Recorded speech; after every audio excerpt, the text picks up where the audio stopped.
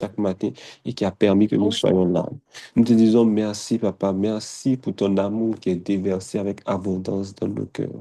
Tu as dit dans ta parole que il envoie sa parole les guérit, il les fait sortir de la fosse. Merci parce que tu envoies cette parole qui nous guérit. Tu envoies cette parole qui nous fortifie. Tu envoies cette parole qui nous restaure. Tu envoies cette parole, Seigneur, qui vient nous transformer. En cette saison où tu veux nous transformer en disciples, tu as dit que demeurez en moi et vous porterez beaucoup de fruits. Tu as dit il faut demeurer en toi. Et celui qui dit demeurer demeure dans ta parole. Ce soir, Seigneur, alors que tu viens nous informer, tu viens encore nous former, tu veux encore, Seigneur, nous apprendre à devenir de véritables disciples, Seigneur. Que ta parole ne reste pas sans effet. Que ta parole ne soit pas foulée aux pieds. Que ta parole ne soit pas sans racines. Que ta parole ne soit pas étouffée par les épines. Mais que ta parole tombe dans la bonne terre de nos cœurs, celle qui porte du fruit en abondance. Père, nous te disons merci.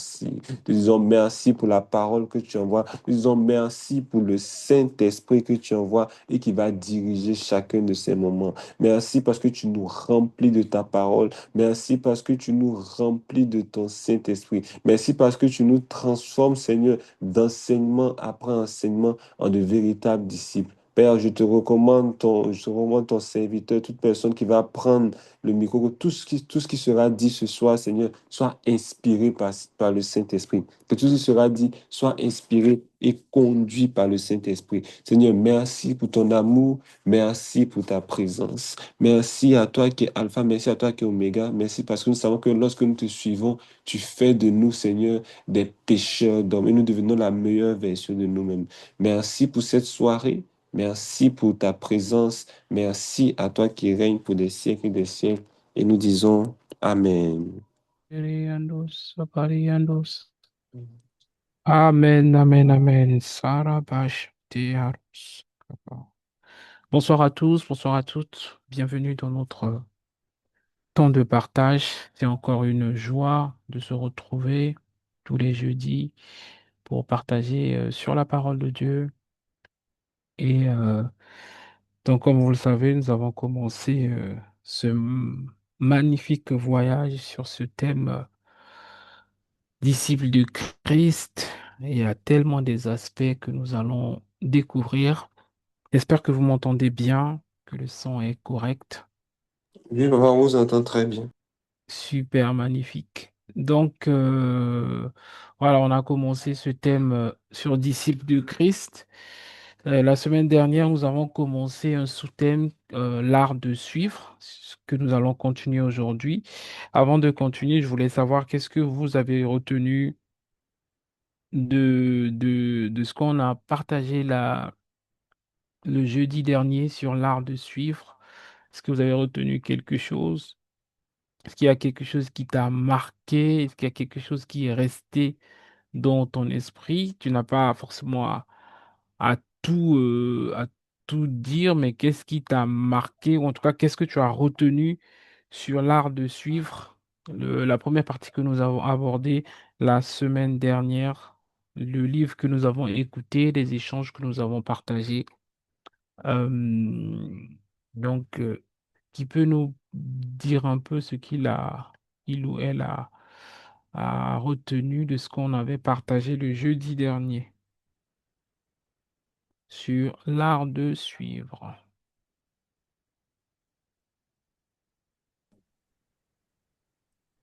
Bonsoir, Oui, pasteur. Bonsoir tout le monde. bonsoir. Alors, par rapport à l'enseignement de la semaine passée, moi, ce que j'avais retenu, il y a déjà le point sur quand on parlait de les différentes manières de pouvoir suivre, on va dire. Mhm, Et on avait cité on pouvait suivre on va dire en regardant ce que, quand on veut suivre une personne, on peut essayer de voir ce que cette personne euh, a fait au début de son ministère parce que c'est que, dans le sens où, par exemple, en suivant le pasteur Ivan, on peut essayer de voir comment est-ce que son ministère a commencé, qu'est-ce qu'il a pratiqué, quel était son rapport avec la foi et tout, qu'est-ce qui a produit vraiment Mhm. on va dire, ce résultat qu'on voit aujourd'hui. Et il y a un point aussi qui m'avait vraiment interpellée, c'est concernant la paresse. Parce que des fois, quand on ne veut pas suivre, c'est vraiment lié à la paresse, dans le sens où on se dit, on voit vraiment ce que la personne transporte, on voit vraiment les grâces que la personne a, mais on ne veut pas, au fait, payer le prix, si on doit dire. Parce que des fois, on se dit, ah ouais, c'est peut-être par rapport à son caractère. Du coup, peut-être qu'on doit développer les mêmes fruits. Mais du coup, on se dit, ah, mais peut-être que ça va trop me prendre du temps et du coup on ne le fait pas. Et aussi, on pouvait dire en suivant quelqu'un, on peut aussi, si cette personne n'est plus là, soit regarder des enseignements de cette personne, mais aussi, on peut regarder le côté de sa vie, comment cette personne vit en société, euh, voilà, apprendre de sa vie aussi. Et aussi, en lisant des livres de cette personne, on peut aussi apprendre des choses sur cette personne. C'est un peu ce que j'avais retenu. Très bien. Donc, en observant sa vie, les principes qu'il a mis en pratique, en lisant ses ouvrages. OK. Très bien, très bien. J'avais vu que Ralph avait levé la main aussi. Merci, Mélone, pour ton Je vous en prie, partage. Pasteur. Oui, papa, et papa, c'est ce que je voulais dire, c'est que la semaine passée, on avait parlé comme on dit, de l'art de suivre. On avait dit que Mhm, suivre, c'était vraiment une méthode, bon, pas une méthode, mais c'était quelque chose qui a été utilisé dans tous les domaines, que ce soit domaine séculier, à travers le mentorat ou bien à travers, mhm, on a parlé des différents pays développés qui ont suivi l'exemple des mhm. autres pays, par exemple Qui la ont Chine copié les autres, oui, que tout à voilà, fait. La Chine qui a copié au début, on se moquait de leurs imitations, mais aujourd'hui, ils sont Mhm, devenus une référence à tout ce qui est manufacture. mhm, Suivre, c'est vraiment chercher à imiter, imiter le plus proche, de façon la plus proche possible. Et il n'y mhm, a aucune, il y a eu aucune honte à cela. Cela, c'est important. Et aussi, on avait parlé de, comme on l'a dit, on peut suivre même quelqu'un qui n'est plus en vie à travers soit des personnes à travers la personne qui suivait. Et on a pris l'exemple que le bishop d'Arc qui voulait suivre Catherine Kuhlman et il a suivi au travers de Kenneth Hagin. Kenneth mhm, Hagin et au travers de l'environnement dans lequel aussi un homme de Dieu peut être et tout, c'est sa vie, son quotidien. Il a dit aussi qu'on peut apprendre beaucoup plus du quotidien de quelqu'un que de ce qu'il dit. Comme il a dit, il y a beaucoup de choses il a pris l'exemple de Christ, il y a des choses qu'il a mhm, faites et il y a des choses qu'il a dites. Mais ce qu'il a fait parle plus que ce qu'il a dit. Par exemple, il a pris l'exemple de la croix que la croix, mhm, c'est le plus grand exemple de sacrifice qu'aucune autre mhm, prédication ne pourrait traduire, en fait. Donc, c'est vraiment ce mhm. que j'ai compris de du partage de la semaine passée. Magnifique, magnifique. Exactement. Je vais appuyer sur le fait où il y a ce que l'on dit, donc ce que le Christ a dit, qui a été traduit dans les évangiles, et ce que le Christ a fait, ou encore ce que le Christ a été. Ok. Lorsqu'on voit la vie du Christ, le Christ a été sans péché. Et lorsqu'on voit la vie du Christ, euh, Christ a vécu une vie simple, alors que, il est le propriétaire de tout. Ok, donc c'est vraiment ce qu'il a dit et ce qu'il a fait. Et je voudrais ouvrir cette parenthèse. Nous, en tant que disciples de Christ en devenir, on ne doit pas juste avoir les mots, on doit aussi vivre la vie qui est en cohérence avec ce qu'on dit. Et oui, peut-être qu'au départ, euh, ça sera pas, voilà, je parle de la foi, mais moi-même, je doute parfois, c'est normal. Mais tu dois te battre à ce que ce à quoi tu déclares, ou ce que tu déclares, pardon, ta vie doit devenir conforme à ce que tu déclares. Tu peux pas parler de la sainteté, mais toi-même, tu vis dans le péché. C'est une contradiction. Et il n'y aura pas d'impact. Le PP dit souvent, je pense que c'est oui, c'est lui qui a dit, ce que l'on est beaucoup plus puissant que ce que l'on prêche. Donc, au-delà de prêcher, nous devons devenir nous-mêmes des messages. Donc, au lieu juste d'être un messager, nous devons vivre le message. Oui, peut-être qu'au début, tu vas pas encore vivre le message, mais tu dois aspirer. à vivre le message. Et ça, c'est très, très, c'est super important. Et il a dit qu'on peut suivre quelqu'un en regardant sa vie et en regardant les principes qu'il a appliqués durant sa vie. Donc, nous allons continuer ce voyage. Merci pour vos partages. Je vous encouragerai encore, à chacun de nous, à chaque fois qu'on ait des partages comme ça, à aller réécouter. Ça va nous aider à progresser. OK, c'est très, très important. Et pour être honnête avec vous, moi-même, voilà, quand je réécoute, je suis édifié. Et pourtant, j'ai ce livre, je l'ai lu, je l'ai réécouté parce que j'ai une application où il y a tous ces livres. Je réécoute régulièrement, mais à chaque fois que je réécoute, c'est comme s'il y a une dose de force. C'est comme si le Seigneur ouvre tes yeux d'une certaine manière que tu n'avais pas vu avant. Et donc, c'est bénéfique pour nous. Je voudrais vraiment nous encourager à ne pas fouler la parole de Dieu au pied en disant, ouais, bon, on a l'habitude, on en parle déjà, qu'est-ce qu'on va encore apprendre de nouveau? Et tout ça, ce sont des formes d'orgueil. Et on a un cœur orgueilleux, on ne peut pas apprendre. Et lorsqu'on n'apprend pas, on ne peut pas grandir. Et lorsqu'on ne grandit pas, on ne peut pas rentrer dans le couloir que Dieu attend de nous. Et lorsqu'on ne rentre pas dans le couloir que Dieu attend de nous, on demeure stérile, on ne produit pas de fruits. Alors que Jésus a dit, c'est moi qui vous ai choisi afin que vous alliez, que vous portez du fruit, beaucoup de fruits. Donc, il y a vraiment des choses, même si tu penses savoir connaître, il faut vraiment venir avec beaucoup d'humilité et apprendre. Et apprendre. OK, donc aujourd'hui, nous allons continuer. Et aujourd'hui, nous allons étudier la vie d'un disciple. Il a dit que parmi les manières de suivre, alors je vais prendre mes notes, hein. Parmi les manières de suivre, il a dit on peut, donc l'art de suivre, c'est l'art de copier, c'est l'art d'égaler quelqu'un, c'est l'art de s'inspirer de la vie de quelqu'un. Pour s'inspirer de la vie de quelqu'un, il faut connaître la vie de quelqu'un. Aujourd'hui, nous allons étudier, et ça me rappelle il y a quelques années quand je me suis converti et quand je commençais à chercher à connaître un peu Dieu, il me faisait étudier entre guillemets, les héros de la Bible. Et je me souviens que j'avais fait une étude sur David, connaître un peu bah, sa naissance, connaître c'est qui ses parents, euh, quel a été ses faits marquants, qu'est-ce qui l'a fait qu'est-ce qui l'a fait devenir roi alors qu'il n'était, à la base, il n'était pas dans l'armée.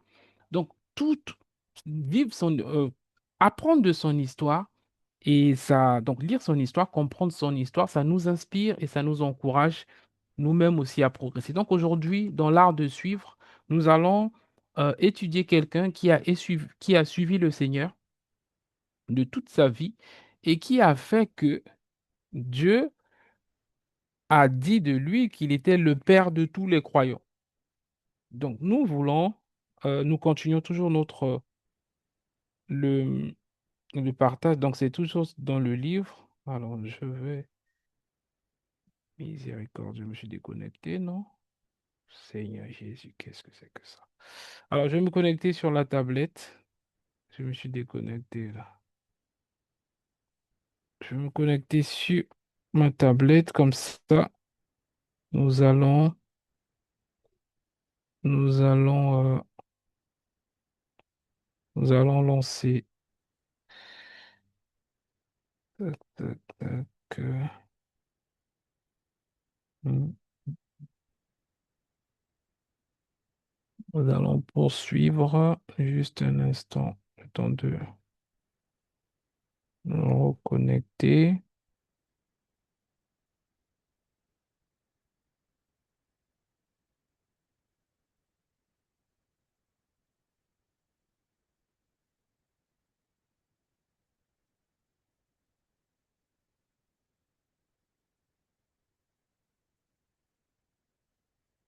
Bon, et,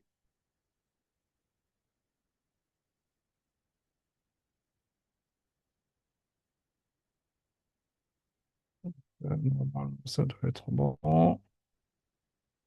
Donc, c'est bon. OK. Donc, On y va. On va étudier la vie du père Abraham.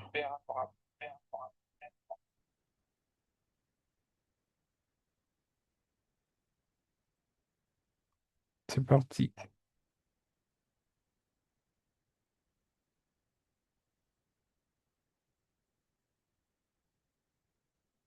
Est-ce que vous avez le son? Foi. Pour faire cela, nous devons... Chapitre 5.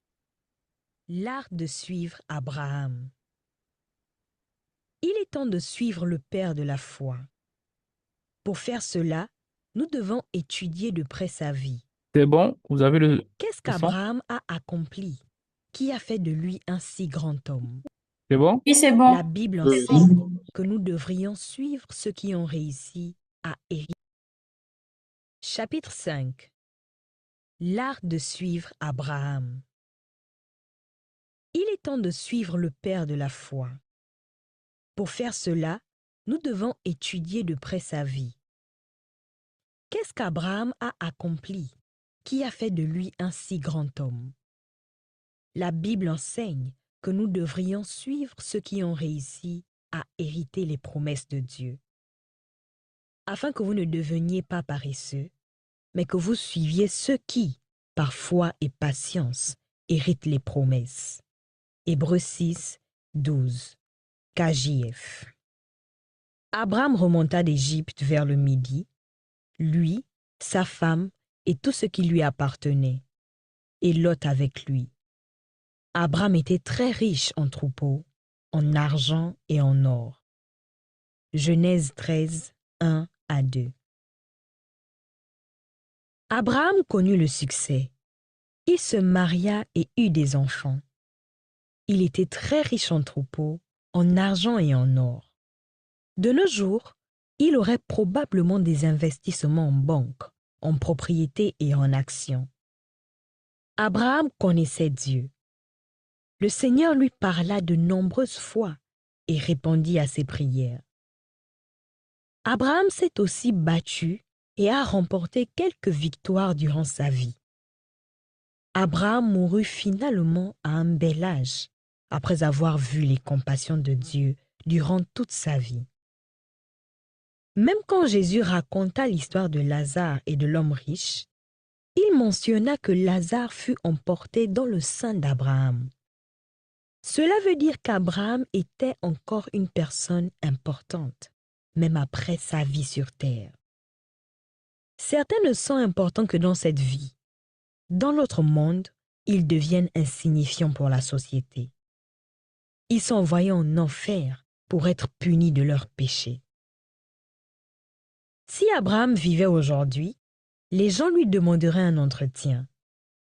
Les gens voudraient demander à notre père Abraham: comment avez-vous fait? Quels étaient les secrets de votre succès? Comment êtes-vous devenu si célèbre et prospère? Vous devriez aussi demander à notre père Abraham: pourquoi Dieu vous a-t-il choisi et vous a-t-il parlé? Bien que nous ne vivions pas au temps de notre père Abraham, nous avons un récit précis de sa vie et de son ministère. En étudiant la Bible, nous pouvons apprendre certains de ses secrets et ses principes. Au lieu d'attendre qu'un faux prophète vous demande les dents d'un lion et la queue d'un tigre comme paiement pour sa magie, joignez-vous à moi aujourd'hui pour apprendre et suivre les secrets de la réussite d'Abraham.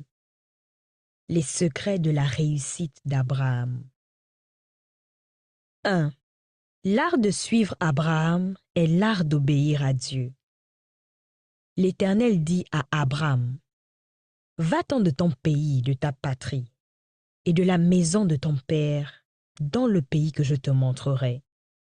Je ferai de toi une grande nation, et je te bénirai. Je rendrai ton nom grand, et tu seras une source de bénédiction. Je bénirai ceux qui te béniront, et je maudirai ceux qui te maudiront. Et toutes les familles de la terre seront bénies en toi. Genèse 12, 1 à 3. La première fois que nous entendons parler d'Abraham, le Seigneur lui donnait une instruction. Dieu lui dit de quitter son pays et de se rendre dans un pays étrange. Abraham obéit immédiatement au Seigneur. Cette première et grande clé de l'obéissance est quelque chose que chaque croyant doit suivre. Si vous obéissez à Dieu, il apportera des bienfaits dans votre vie. Dieu dit à Abraham qu'il le bénirait et que tous ceux qui le béniraient seraient également bénis. Dieu lui a dit qu'il ferait de lui une grande nation. Notez que toutes les bénédictions d'Abraham avaient une condition: qu'il obéisse le commandement de Dieu. Il y a beaucoup de gens dans le monde et Dieu a une bénédiction pour chacun. Cependant, la clé qui rend la bénédiction manifeste est l'obéissance à Dieu.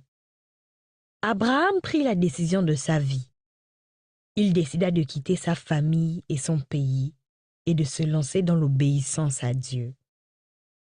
Dans nos vies, nous sommes susceptibles de faire 2 ou 3 décisions capitales.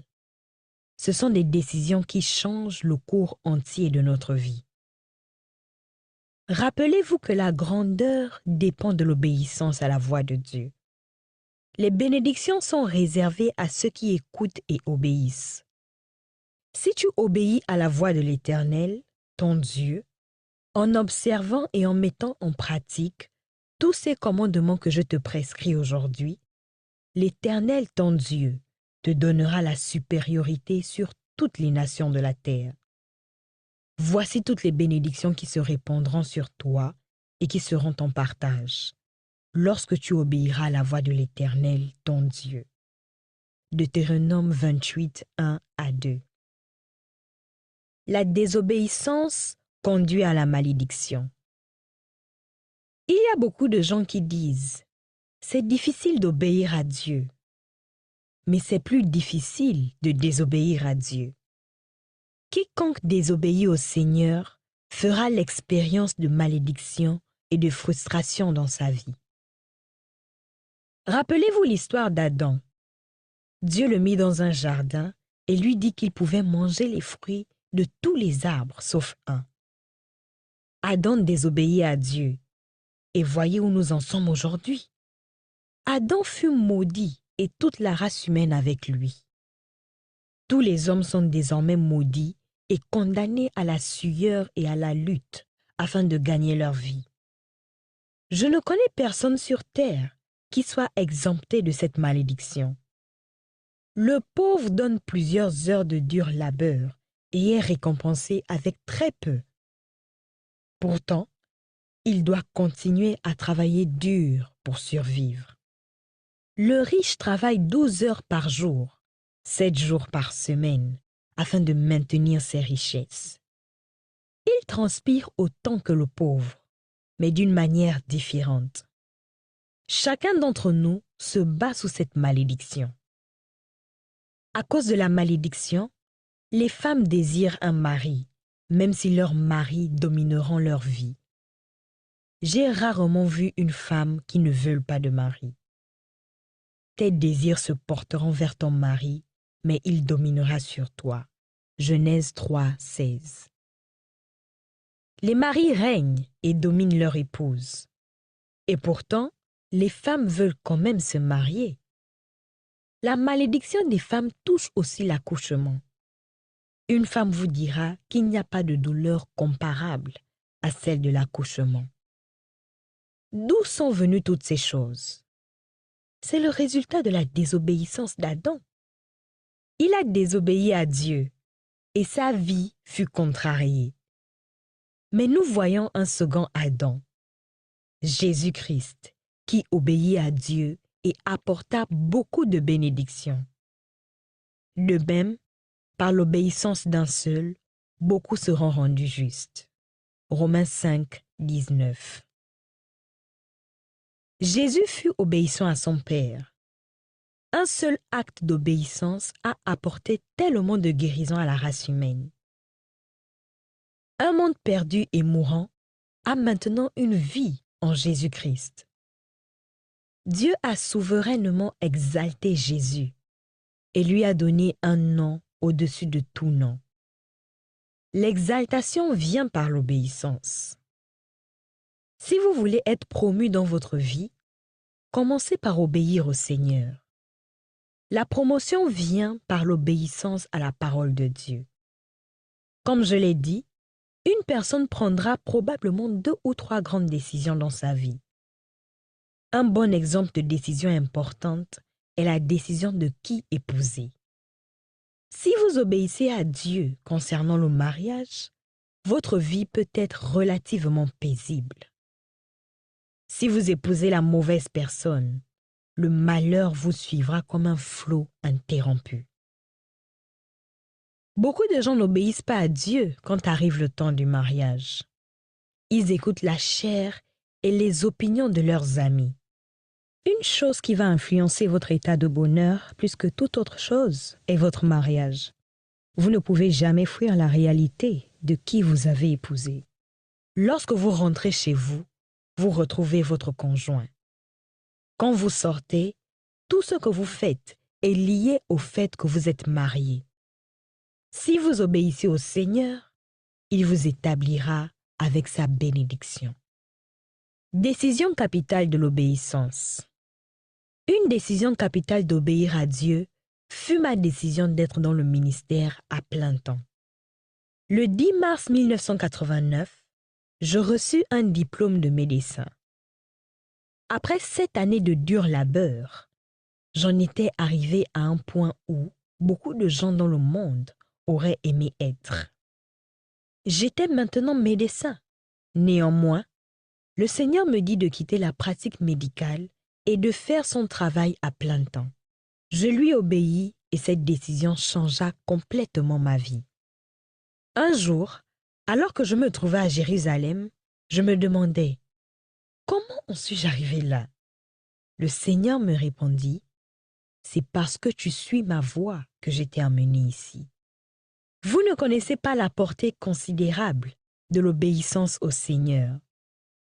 Parfois, je suis dans l'église et je vois tous les gens dont les vies ont été changées. Et je me demande, ces personnes auraient-elles été sauvées si j'étais un médecin exerçant dans une clinique quelque part? Parfois, nous n'avons pas la moindre idée des effets de notre obéissance. Je pense que beaucoup de gens ne connaissent pas les effets de leur obéissance à Dieu jusqu'à ce qu'ils arrivent au ciel. Je pense que certaines personnes iront au ciel et on leur dira « Il y a 69 000 personnes qui étaient censées être au ciel par votre ministère. Ils sont tous en enfer maintenant parce que vous avez refusé d'obéir à mon appel. » Ils répondront « Oh, je pensais que c'était juste un petit enseignement au catéchisme que vous vouliez que je suive. Je pensais que si je ne le faisais pas, quelqu'un d'autre pourrait le faire. » Cette petite chose que Dieu veut que vous fassiez a un effet boule de neige. Il conduira au salut de beaucoup d'âmes. Faites-la et soyez bénis. L'obéissance est la première clé de la réussite abrahamique. L'obéissance totale. Quand vous décidez d'obéir à Dieu, ne lui obéissez pas partiellement. N'ajoutez pas des choses que Dieu ne vous demande pas de faire. Dieu n'a pas appelé Abraham avec Lot. Il l'a appelé Abraham seul. Portez les regards sur Abraham, votre père, et sur Sarah qui vous a enfanté, car lui seul, je l'ai appelé, je l'ai béni. Ésaïe 51, 2. Abraham fait l'erreur de prendre Lot avec lui. Cela cause beaucoup de problèmes pour Abraham. Vous voyez, nous ne comprenons pas toujours les instructions de Dieu. Dieu a essayé de séparer Abraham de sa famille. Il a essayé de mettre en place une descendance spéciale et une personne particulière à travers laquelle il bénirait toutes les nations de la terre.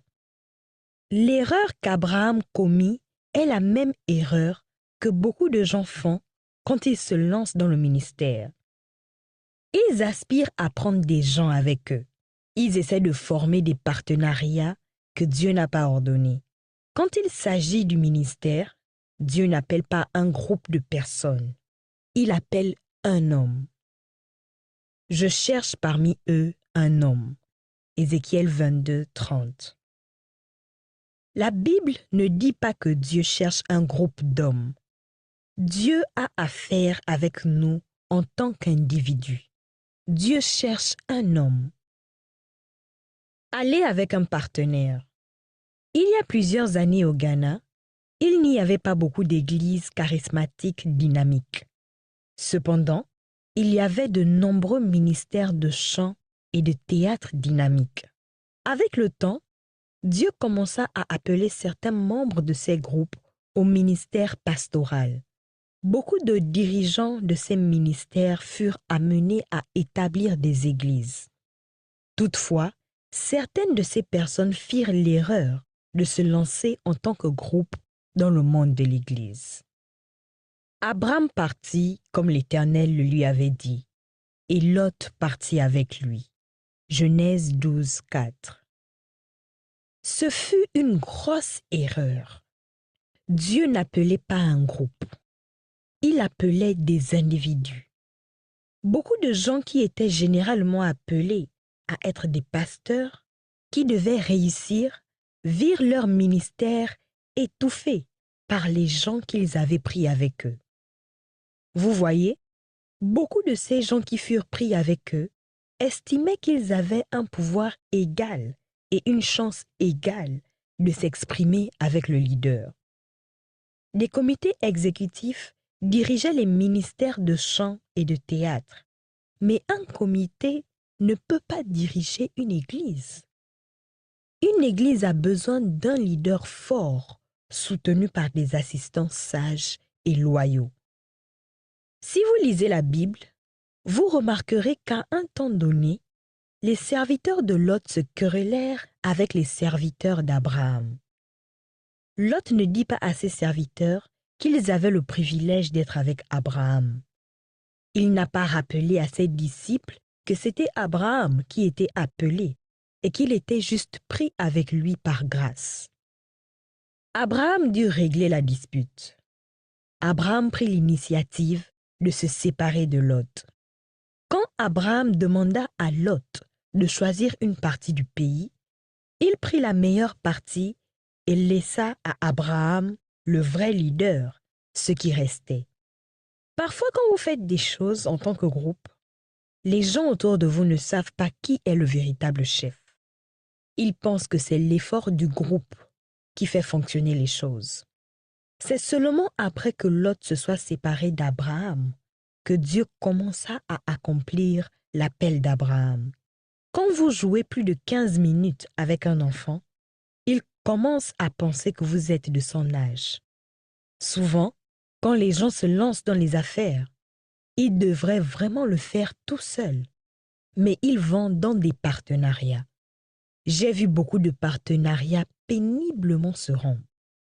Si Dieu veut que vous mettiez en place une usine, allez-y et faites-le. Croyez que Dieu peut le faire. Parfois, quand vous vous impliquez avec des partenaires comme Lot, ils oublient que vous êtes celui qui a eu la vision.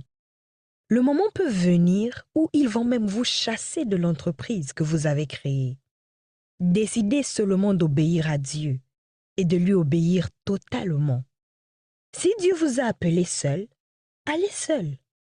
Il amènera des gens pour vous aider. N'ayez pas peur. La force n'est pas dans le nombre, elle est en Dieu. La promotion ne vient pas parce que vous faites partie d'un groupe. La promotion viendra parce que Dieu vous a appelé. La promotion viendra parce que vous êtes obéissant. 2.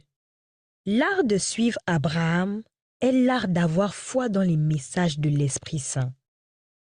Et il crut le Seigneur, et il lui imputa cela pour droiture. Genèse 15, 6, KJF. La Bible nous enseigne qu'Abraham crut en Dieu. C'est l'une des choses les plus remarquables à son sujet. Il est appelé le père de tous les croyants. Parce qu'Abraham avait foi en Dieu, Dieu était content de lui. Dire que vous suivez Abraham, c'est marcher dans la foi. Jésus a souvent dit à ceux qui étaient guéris, « Ta foi t'a sauvé ». c'était l'usage de la foi qui a apporté les miracles à ces personnes. Comment allez-vous pouvoir posséder une voiture? Comment allez-vous pouvoir posséder une maison? Combien coûte une voiture? Une bonne voiture coûte des milliers de dollars. Beaucoup de gens qui lisent ce livre gagnent moins de 100 dollars par mois. C'est la raison pour laquelle nous avons besoin de la foi. Vous devez savoir comment croire, même quand cela paraît impossible. Qu'est-ce que vous avez à perdre? La foi vous apportera de nombreuses bénédictions. Vous devez choisir de croire que la puissance de Dieu va détruire la puissance de l'ennemi. Alors que vous lisez ce livre, je peux vous montrer plusieurs raisons pour lesquelles vous ne serez peut-être pas en vie la semaine prochaine. Vous trouverez qu'il y a de nombreuses raisons pour lesquelles vous pourriez mourir la semaine prochaine. Mais pourquoi penser à cela? Pourquoi vivre dans la peur? Pourquoi ne pas exercer la foi dans la bonté de Dieu? Choisissez de croire que Dieu vous gardera.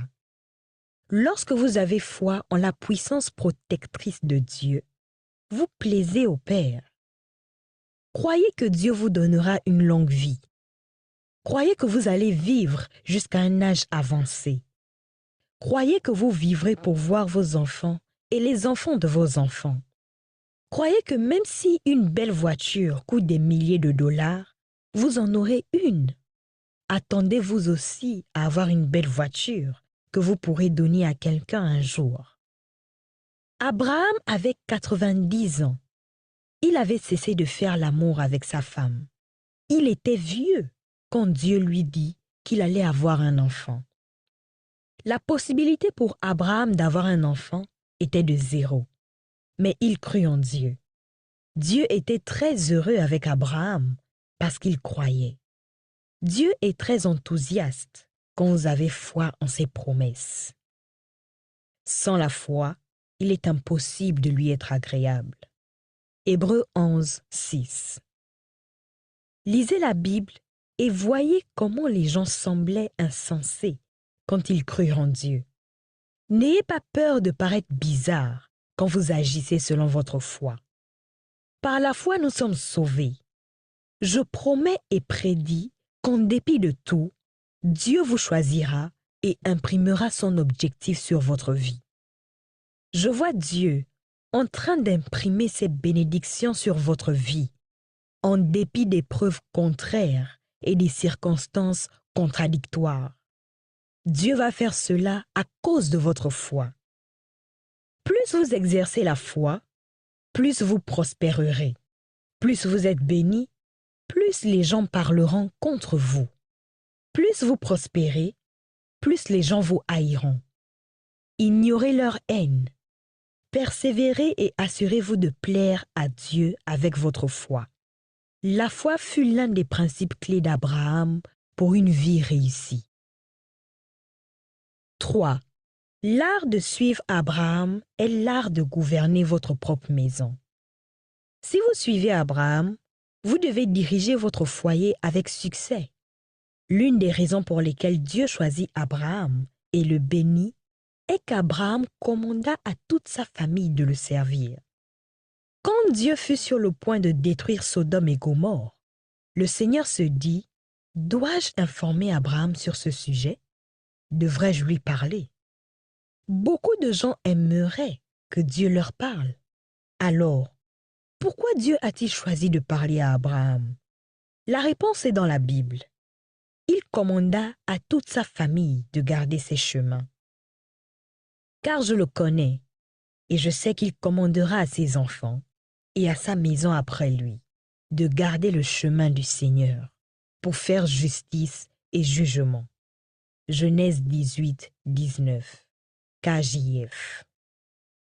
Beaucoup de gens ne se soucient pas de ce qui arrive spirituellement à leurs enfants. Ce qui les préoccupe, c'est que leurs enfants fréquentent de bonnes écoles et universités. En revanche, ils tiennent le développement spirituel de leurs enfants pour acquis. Je ne voudrais pas élever un enfant qui finirait en enfer. Si vous suivez Abraham, vous devez vous soucier que votre foyer serve le Seigneur. Il est plus important que vos enfants servent le Seigneur qu'ils aient une bonne éducation. Dieu dit, je connais Abraham. Il va emmener ses enfants au catéchisme. Il va leur faire étudier la Bible. Vos enfants devraient aller à l'école de dimanche et tout apprendre à propos de David, Abraham, Josué et de Jacob. Ils doivent connaître toutes les histoires de Jésus-Christ. Ils doivent tout apprendre à propos d'Absalom, Lucifer et Judas. Il n'y a pas que les mathématiques et les sciences qui soient importantes. Vous ne pouvez pas aller à l'église et laisser vos enfants à la maison regarder des films démoniaques. Dieu veut que vous assuriez que votre foyer tout entier le serve.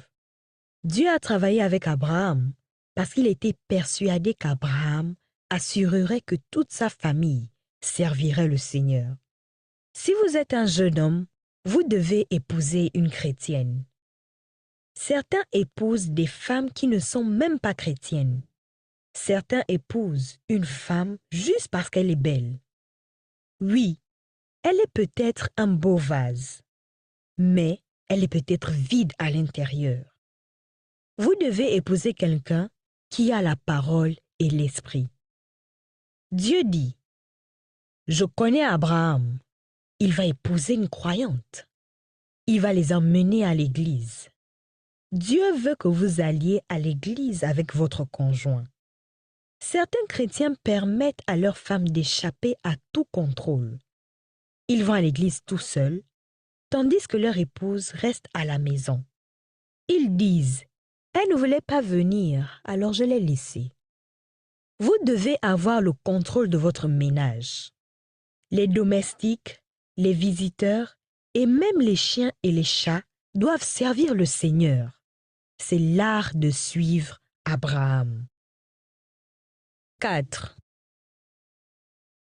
Amen, amen, amen, amen. On va faire une petite pause. Alors, on a vu trois principes. Qu'est-ce que vous avez retenu? Qu'est-ce qui vous a marqué? Dans l'art de suivre Abraham, Abraham a pratiqué trois principes. Qu'est-ce que qu'est-ce qui vous a marqué dans la première partie que nous avons entendue? Qu'est-ce qui vous a marqué? Qu'est-ce que tu as retenu? Oui, Daniel. Bonsoir à tous, bonsoir pasteur. Ce qui m'a marqué dans ce que la dame disait, c'est le principe selon lequel Abraham a obéi à Dieu. Il a obéi et il n'a pas obéi. euh, bon, c'est vrai qu'il a obéi partiellement parce que après il a amené son neveu Lot. Mais on ne doit pas obéir à notre manière, c'est-à-dire on ne doit pas ajouter des choses. Si par exemple Dieu nous a dit de faire une chose, on ne doit pas ajouter ou enlever une parole qu'il a dite. On doit le faire exactement comme il a dit, afin de véritablement jouir de la bénédiction. Parce qu'après, on voit que Abraham a failli avoir des problèmes à cause de la malédiction qui avait frappé Sodome et Gomorrhe. Parce qu'il fallait encore sauver Lot et tout. Et donc ça l'a retardé. Mais vraiment, il faut obéir avec euh, exactitude selon ce que le Seigneur nous a dit. Donc c'est vraiment ce qui m'a marqué, l'obéissance. Amen. Donc, le point sur lequel la vie d'Abraham peut nous inspirer, c'est que Abraham a, a obéi à Dieu. Donc, si on veut suivre Abraham ou encore si on veut s'inspirer de la vie d'Abraham, parce que nous voulons être des disciples de Christ, et Abraham a été, on va dire, disciple, instrument de Dieu, le principe de base que la vie de Abraham nous enseigne, c'est l'obéissance à Dieu. Pas l'obéissance à moitié, pas l'obéissance partielle, l'obéissance totale à Dieu. Et je vais faire une parenthèse dessus. L'obéissance, beaucoup pensent l'obéissance, c'est quelque chose de grand. Je t'appelle à un ministère. Non, ça ne commence pas par ça. Ça commence par les détails. L'obéissance, ça peut être, voilà, tu te lèves, le Saint-Esprit te dit, aujourd'hui, tu dois mettre ce vêtement. C'est juste une petite chose, mais c'est progressif que tu apprends à obéir à Dieu. Je me souviens que il y a eu plusieurs phases, il y a eu plusieurs choses que le Seigneur me disait. C'était vraiment des choses parfois basiques. Voilà, tu vas maintenant servir ici. Tu vas maintenant faire ci quand. Donc, je vais te donner l'exemple concret rapidement.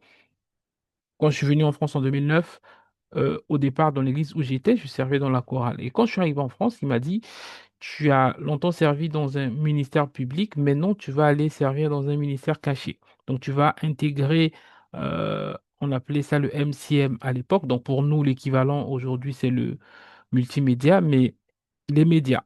Et donc j'ai commencé à servir là-bas. Et à un moment, il m'a dit, en plus de ça, tu dois intégrer le ministère des groupes d'impact. Et donc, j'ai commencé à servir au ministère de groupe d'impact. J'étais pilote, ensuite, je suis devenu RS. Donc, voilà, gérer plusieurs zones. Et puis là, il me dit, un jour, je sortais d'une retraite, il me dit, tu vas aller voir le pasteur André, tu dois intégrer ISF. Et donc, comme ça, progressivement, et après ISF, on est parti sur les campagnes. Ensuite, non, avant les campagnes, la mission à Rabat. Donc, à chaque petite entre guillemets, obéissance, Dieu te conduit vers le couloir qu'il a prévu pour toi.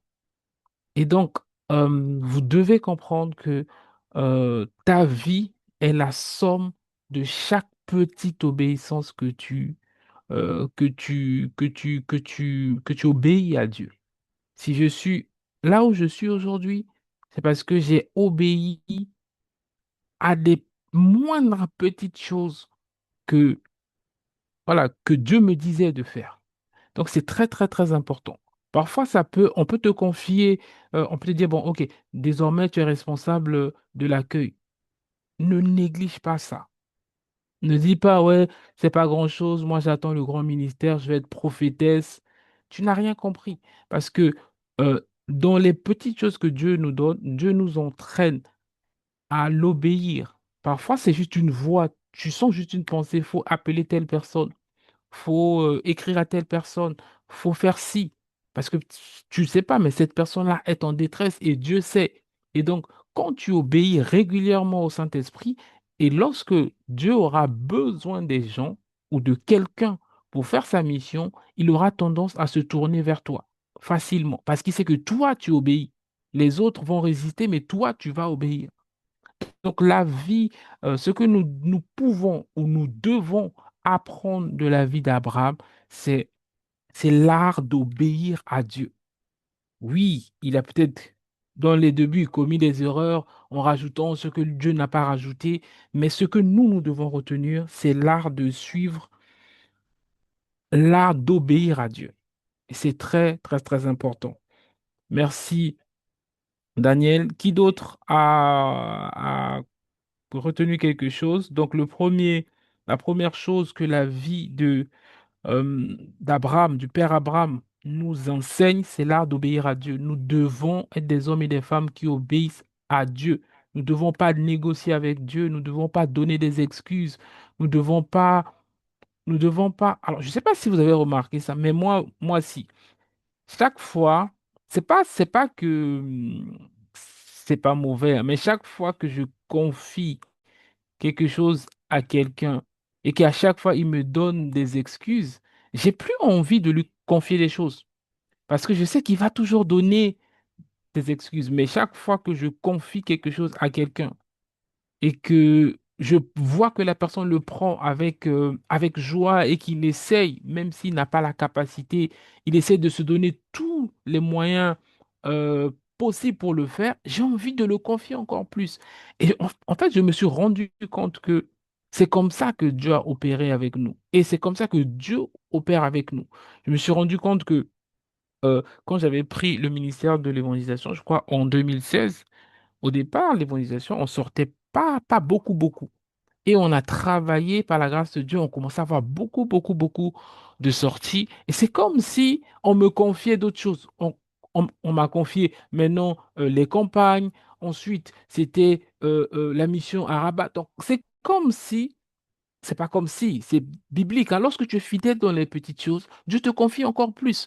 Donc, la raison pour laquelle on ne te confie pas plus, parce que tu es infidèle dans les petites choses. C'est-à-dire, ne, Dieu ne peut pas avoir confiance en toi pour te donner encore plus. Mais toi, tu veux plus, alors que dans le peu que tu as, tu es négligent, tu es négligente, tu fais avec négligence, tu ne considères pas la grâce qui t'est faite de pouvoir avoir cette chose-là, en fait.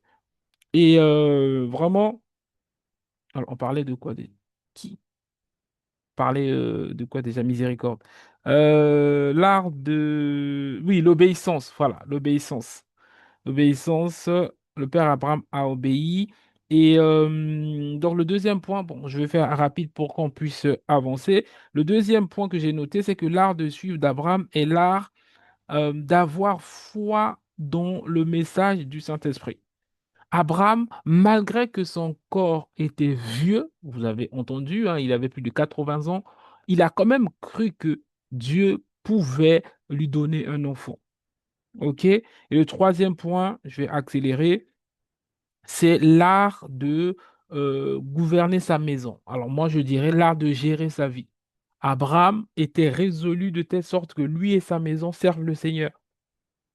En gros, lui et tout ce qui le concerne. Est-ce que toi, tu disciplines ta vie? Est-ce que tu es en mode... Alors, il y a un point qui m'a marqué, c'est que il a dit, la raison pour laquelle Dieu a choisi Abraham, parce que Dieu savait que Abraham pouvait instruire sa maison après lui pour continuer à suivre les voies du Seigneur. Et ce point-là aussi est très, très important. Nous sommes nés de nouveau, vous êtes là, nous sommes là, on est tous jeunes, il n'y a personne qui est très vieux, mais nous devons avoir l'esprit que Dieu ne veut pas que nous. Dieu veut nous et nos maisons, nous et tout ce qui nous concerne. OK? Donc, on va continuer encore un tout petit peu et puis on revient tout à l'heure pour clôturer. L'art de suivre Abraham est l'art de croire dans la dîme et la pratique de la dîme. L'art de suivre Abraham est l'art de la dîme. Payer la dîme, c'est donner le 10% de tout ce que vous gagnez. Dans chaque église, il y a toujours un petit pourcentage de gens qui paient la dîme. Vous avez peut-être aussi remarqué que seulement un petit pourcentage de gens prospèrent. La dîme est un secret caché de nombreuses personnes. Abraham paya la dîme à Melchisédek. Béni soit le Dieu Très-Haut, qui a livré tes ennemis entre tes mains. Et Abraham lui donna la dîme de tout. Genèse 14, 20. Melchisédek était un prêtre du Dieu Très-Haut. Il représentait Dieu et l'Église. Tous les gens qui réussissent et qui ont marché avec Dieu savent que c'est Dieu qui leur a donné ce qu'ils ont. Lorsque le roi David donna une offrande, il dit: « Je te donne seulement ce que tu m'as d'abord donné. Car qui suis-je et qui est mon peuple, pour que nous puissions te faire volontairement ces offrandes?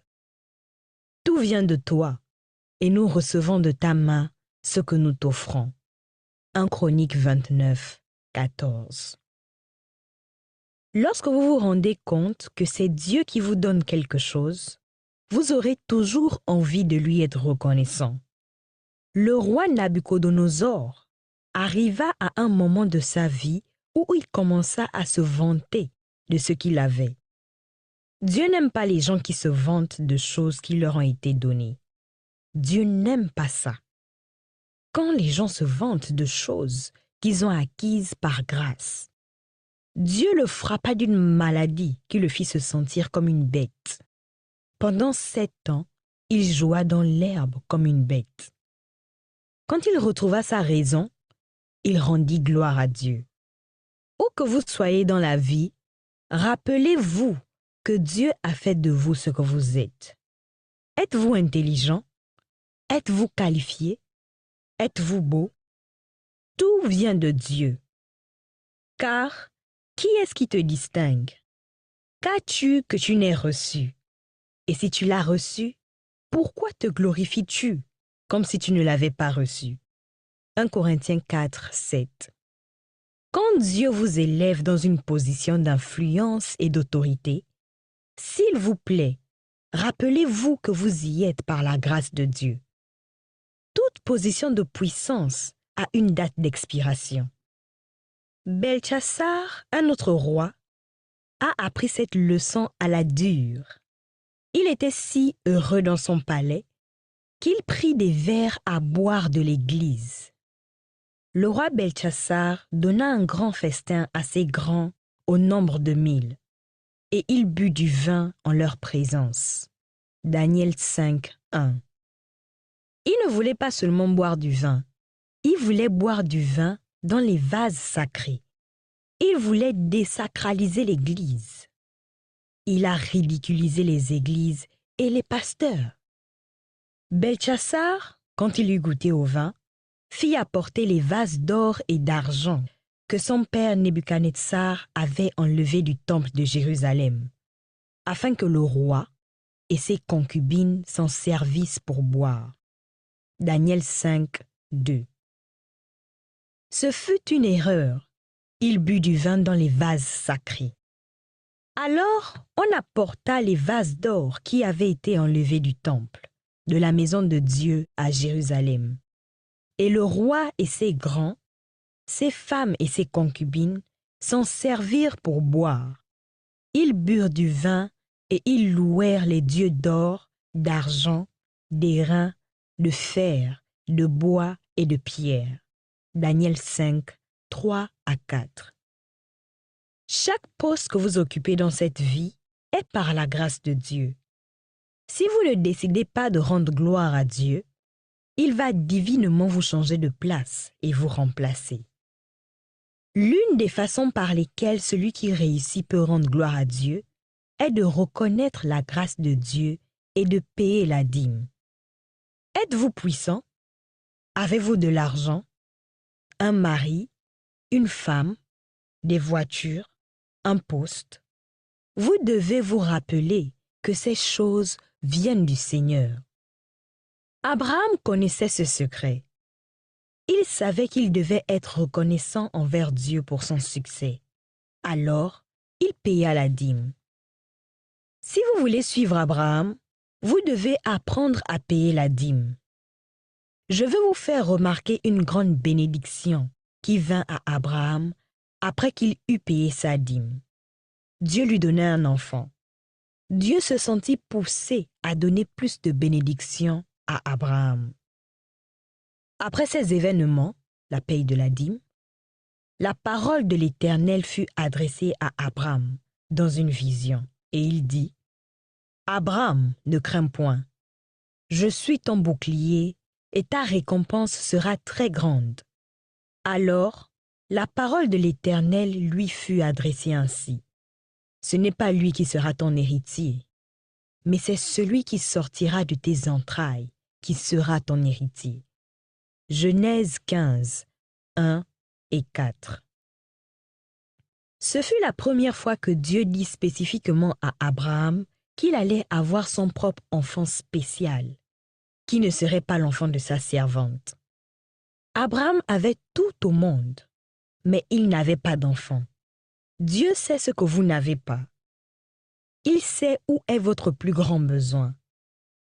Il donna à Abraham ce qu'il ne pouvait pas acheter avec de l'argent. Abraham était un grand homme. Il réussit et était riche, mais il n'avait pas tout. Il n'avait pas d'enfant. Il était si puissant qu'il avait sa propre armée privée. Son armée privée venait de combattre et de gagner une guerre. Combien de gens sur terre aujourd'hui ont leur propre armée privée? Abraham avait la richesse, le prestige et une longue vie, mais il n'avait pas d'enfant. S'il vous plaît, lisez votre Bible et voyez par vous-même si ce que je dis est vrai ou non. Dans Genèse 14, Abraham paie sa dîme et ensuite, dans Genèse 15, dans les versets qui suivent juste après, Dieu lui dit qu'il va recevoir son miracle. Dieu bénit ceux qui paient la dîme. Allez dans une église et cherchez ceux qui ont systématiquement payé la dîme pendant des années. Leurs vies sont différentes de celles qui n'ont pas payé la dîme. Venez au Seigneur et honorez-le chaque mois. Honore l'Éternel avec tes biens et avec les prémices de tout ton revenu. Alors tes greniers seront remplis d'abondance et tes cuves regorgeront de mou. Proverbe 3, 9 à 10. Dieu vous a donné le travail que vous avez. Les gens qui réussissent savent cela et respectent ce fait. Les prémices sont pour le Seigneur. Payer la dîme n'est pas quelque chose qu'on doit vous rappeler. Le fait que vous soyez en vie doit vous rappeler de payer la dîme. Quand vous donnez la dîme à Dieu, vous devenez plus spirituel. Cela vous rend plus engagé. Quand votre trésor est dans la maison du Seigneur, vous vous intéressez à l'Église. Car là où est ton trésor, là aussi sera ton cœur. Matthieu 6, 21. Je pense que la raison pour laquelle certains ont des difficultés à donner au Seigneur est qu'ils ne croient pas ou ne comprennent pas que c'est plus une bénédiction de donner que de recevoir. Si c'est plus une bénédiction de donner que de recevoir, alors ceux qui donnent ont un avantage sur ceux qui reçoivent. Si c'est plus une bénédiction de donner, alors ceux qui reçoivent sont dans une situation désavantageuse, relativement parlant. Les soi-disant pays en développement reçoivent de l'aide des puissances occidentales depuis des années. Cela les a-t-il aidés? Très peu. Plus des gens donnent au tiers-monde, plus leur pauvreté empire. Beaucoup de gens sont aux prises avec cette réalité pour leur propre destruction. Même si vous avez peu, vous pouvez toujours donner quelque chose. Dieu calcule vos dons par rapport à ce que vous avez au total. Dieu veut que vous donniez par rapport à ce que vous avez. Il vint aussi une pauvre veuve. Elle y mit 2 petites pièces. Alors Jésus, ayant appelé ses disciples, leur dit, « Je vous le dis en vérité, cette pauvre veuve a donné plus qu'aucun de ceux qui ont mis dans le tronc. Car tous ont mis de leur superflu, mais elle a mis de son nécessaire, tout ce qu'elle possédait, tout ce qu'elle avait pour vivre. » Marc 12, 42 à 44. Je vous vois sortir de la pauvreté, alors que vous devenez donateur. Je vous vois payer la dîme. Je vous vois offrir vos premiers et meilleurs fruits au Seigneur. Je vous vois joindre ce petit groupe de gens qui ont du succès dans cette vie. Écoutez-moi, Dieu n'a pas besoin de votre argent. Il n'a pas besoin de vos petites offrandes.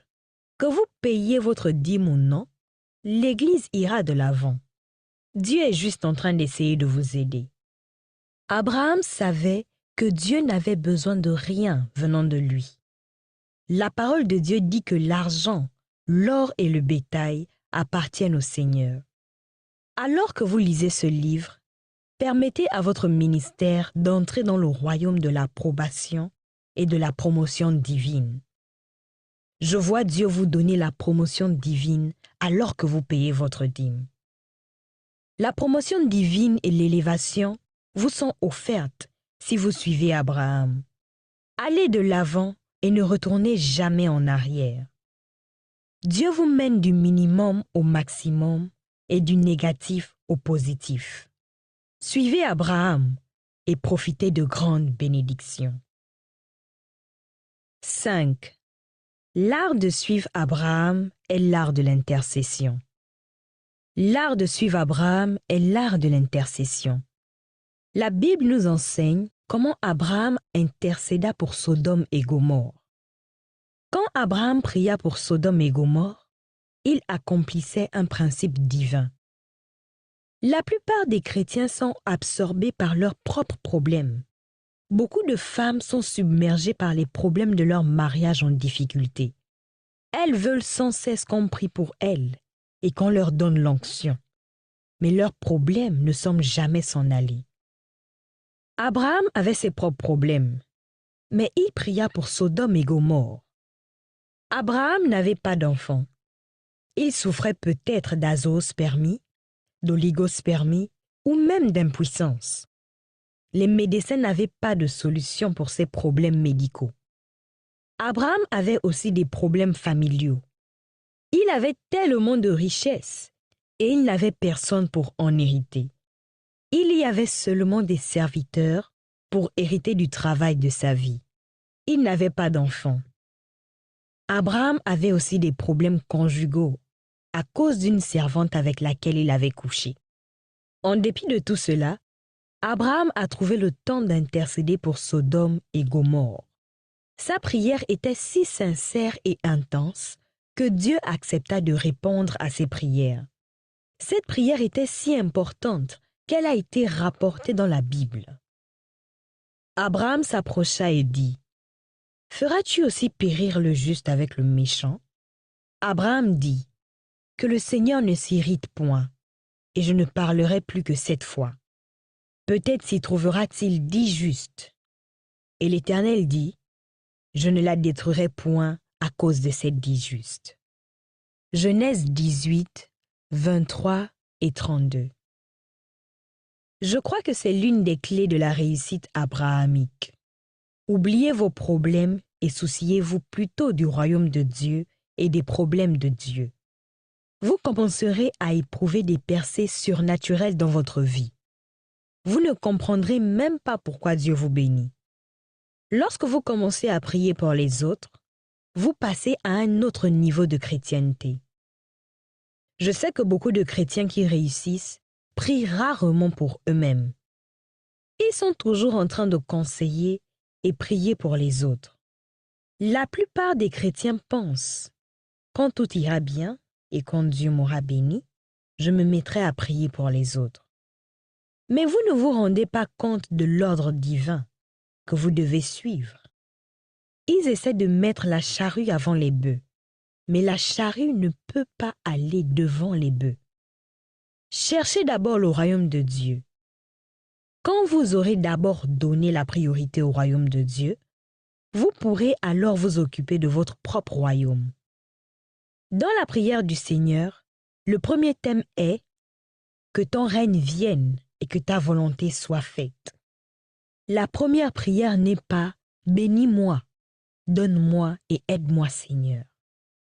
Je conseille souvent à ceux qui ont besoin de l'aide de Dieu, impliquez-vous dans l'œuvre de Dieu. Enterrez-vous dans l'œuvre de Dieu. Priez pour les autres, que les problèmes des autres deviennent vos préoccupations. Vous serez surpris de voir comment les choses prennent une tournure dramatique.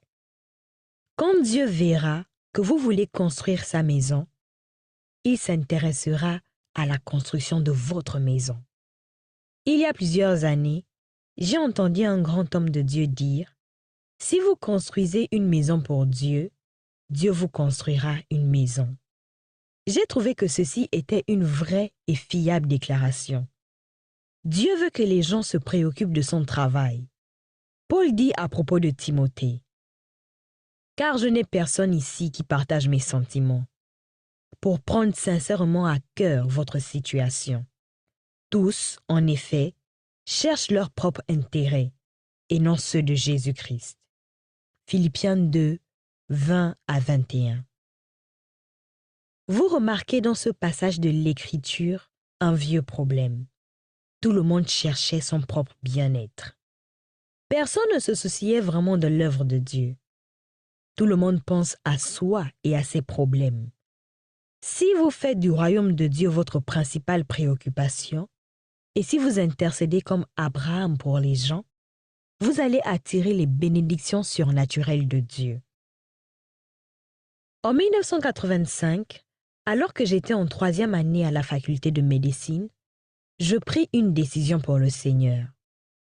J'ai décidé de ne plus rechercher les lauriers académiques. Je venais de terminer la 2e année et j'avais conclu que cela ne valait pas la peine de chercher des couronnes terrestres.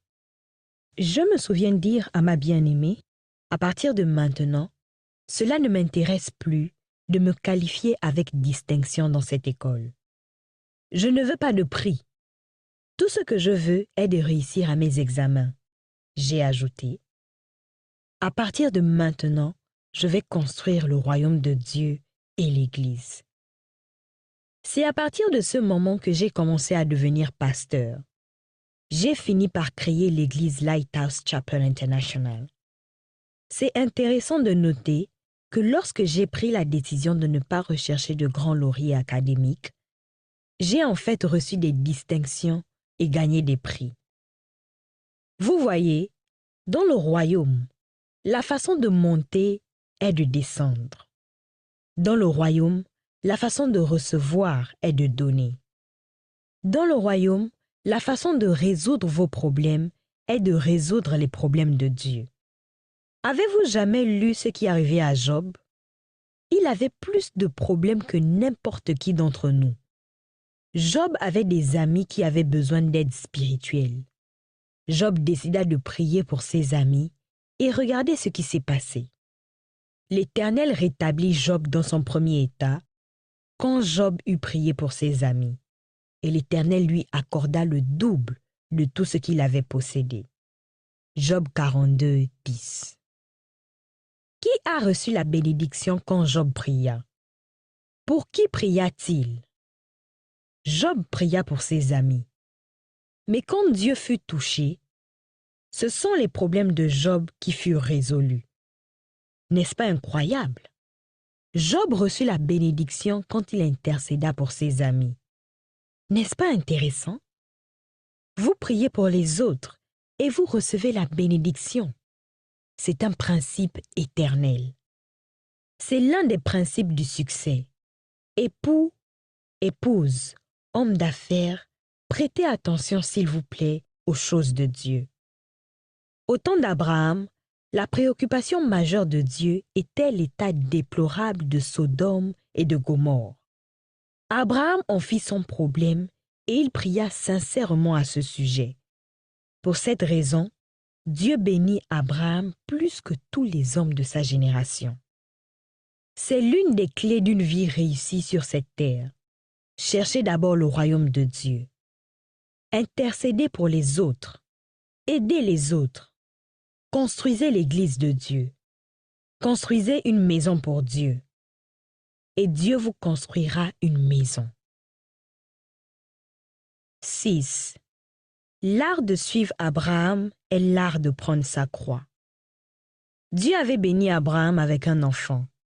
Après cela, Abraham passa par le test ultime. Dieu lui demanda de sacrifier son fils unique. C'était une demande très importante du Seigneur. Dieu voulait voir si Abraham était prêt à renoncer à tout pour lui. Je crois que Dieu veut que vous soyez le sien. Je ne pense pas que ce soit seulement Abraham qui a été éprouvé de cette manière. Je crois que chaque chrétien aura un Isaac que Dieu lui demandera un jour. Serez-vous prêt à renoncer à votre Isaac? Vous ne pouvez renoncer à votre Isaac que si vous êtes entièrement soumis à Dieu. Quand vous commencerez à marcher avec Dieu, il vous demandera à propos de tous les Isaacs de votre vie. Il peut commencer avec la musique. Ensuite, il peut vous demander de renoncer à des amis. Puis, il peut vous demander de lui donner plus de votre temps. Je devrais peut-être vous avertir. Ne laissez rien devenir trop précieux à vos yeux. Tout ce qui devient trop précieux attirera l'attention du Seigneur et il peut vous le demander. Dieu veut être le seul Dieu dans votre vie. Notre Dieu est un Dieu jaloux. Il déteste l'odeur même des idoles. Petits enfants, gardez-vous des idoles. Amen. 1 Jean 5, 21. KJF. Une vision d'or.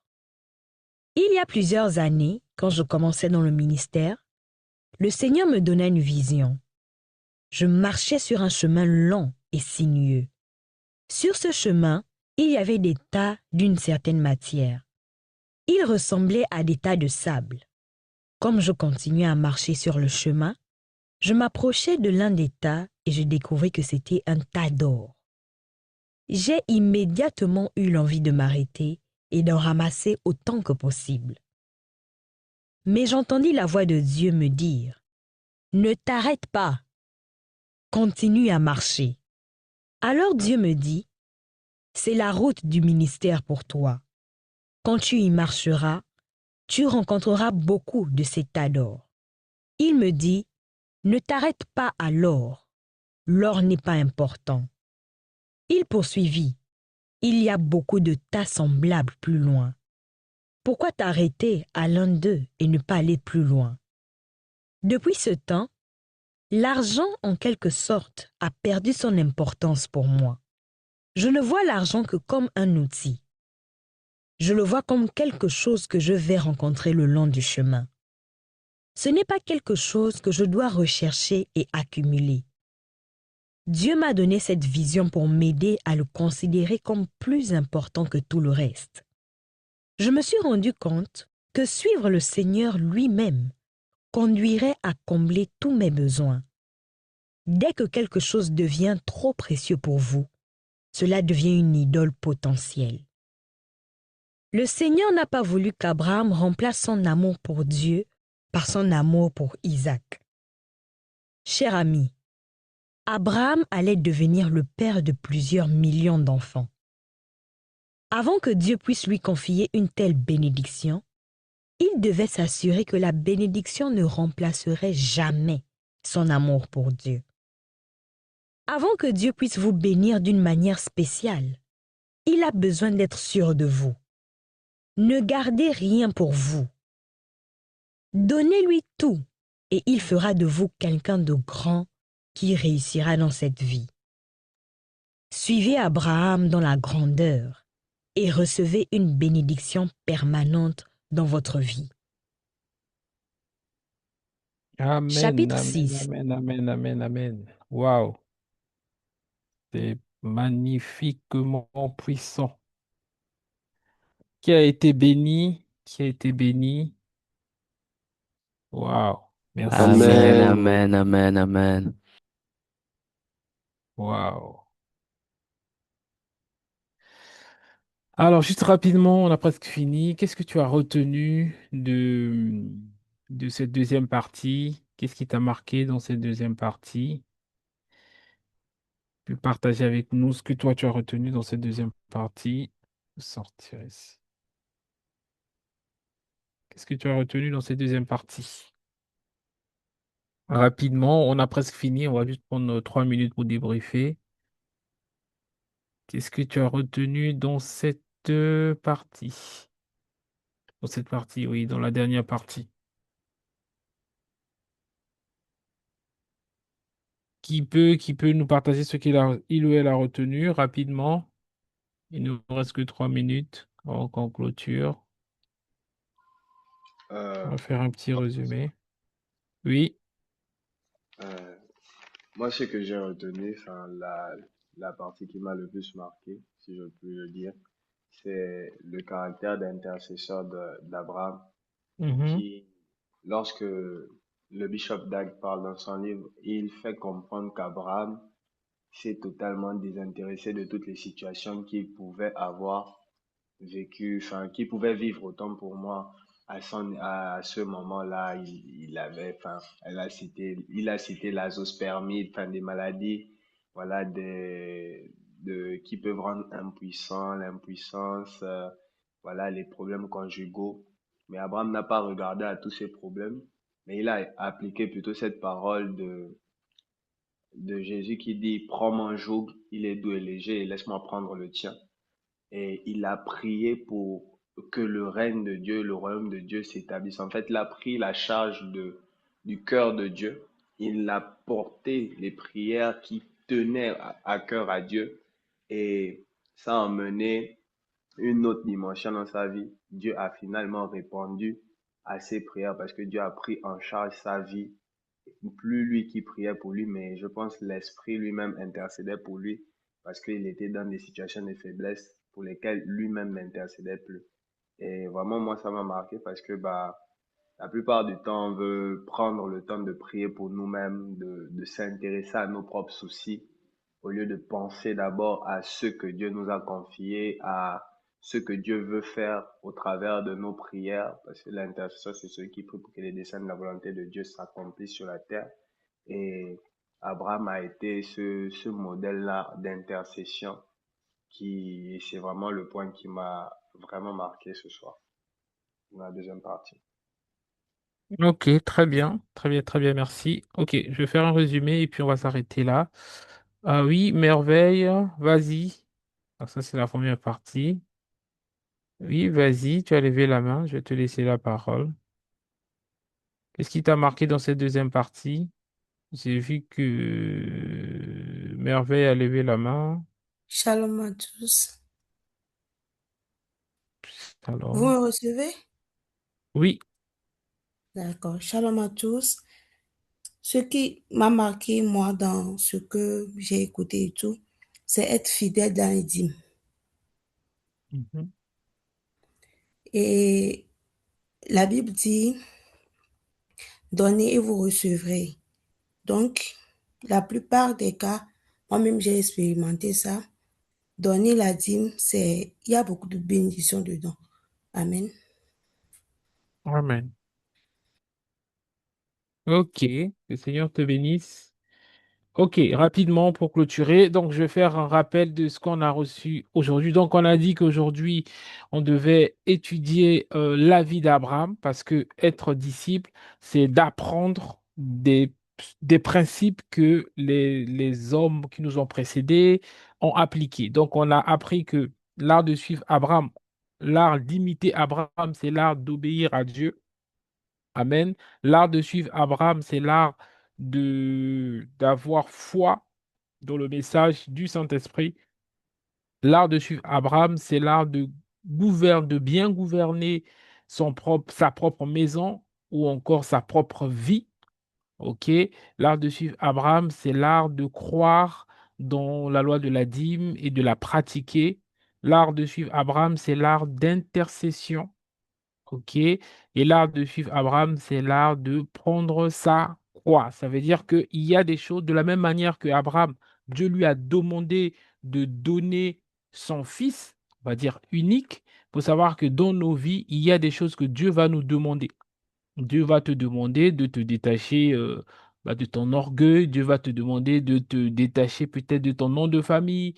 Si tu es né dans une famille qui est peut-être reconnue, etc., etc. Donc, il y a des choses, lorsque quelque chose commence à devenir très important dans ta vie, Dieu fera que à un moment donné, il va te le demander cette chose-là. Donc, voilà ce que nous avons appris de la vie du Père Abraham. Et je nous encourage, nous tous, à prier, demander au Seigneur vraiment que ces principes que le Père de la foi a appliqués, que nous aussi nous puissions les appliquer. Nous allons étudier comme ça plusieurs euh, personnages ou personnalités dans la Bible, comment ils ont marché avec Dieu, quels sont les traits de caractère qu'ils ont manifestés pour que nous aussi, on devienne les disciples. Amen. Nous allons nous arrêter là, nous allons prier pour rendre grâce à Dieu. Nous avons poussé un peu aujourd'hui, mais en général, voilà, c'est normal. Nous allons rendre grâce à Dieu et nous allons demander au Seigneur la grâce de recevoir les traits de caractère que le Père Abraham avait, afin que nous aussi, nous obéissons complètement à Dieu, que nous ne négocions pas, que nous n'obéissons pas à moitié.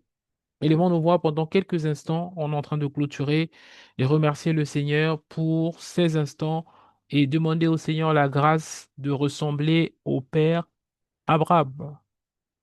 Seigneur, merci encore pour ces instants. Nous sommes infiniment reconnaissants pour l'opportunité, Seigneur, que tu nous donnes d'entendre ces choses.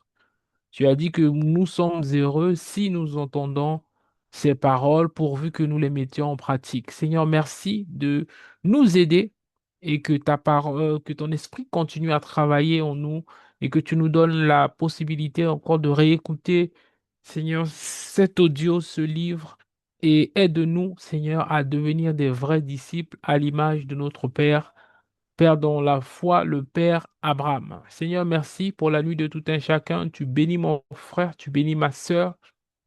Et merci pour cette nuit qui est douce et paisible dans le nom de Jésus.